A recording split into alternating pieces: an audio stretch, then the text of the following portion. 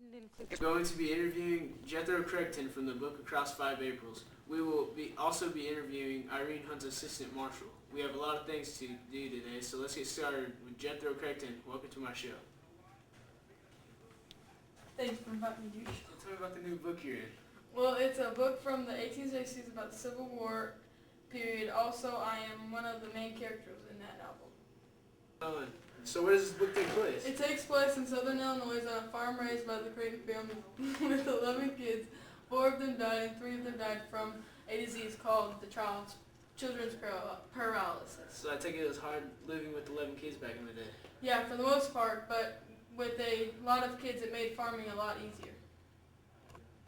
So when did the war break out? In 1861 with Fort Sumter.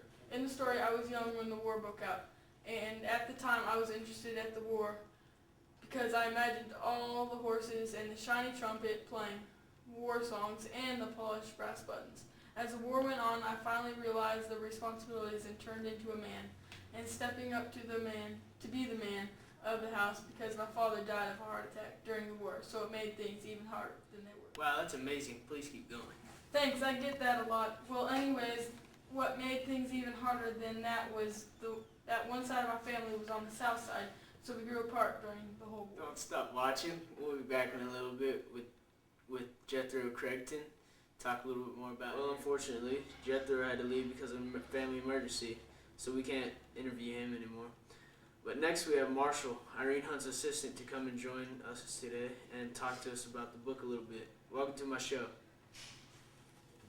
Thank you very much for having me. So tell me a little bit about your book. Irene was born on May 18, 1907 in Pontiac, Illinois, and she died May 18, 2001 in Savoy, Illinois. She was an American author of historical fiction for children and young adults. She graduated from the University of Illinois at Urban Companion in 1939 and earned a master's degree from the University of Minnesota in 1946. She returned to Illinois to teach in the Cicero, Illinois public school system.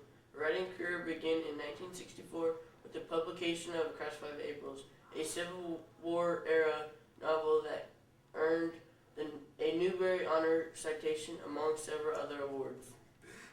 Wow, that's amazing. So what do most people rate the book as?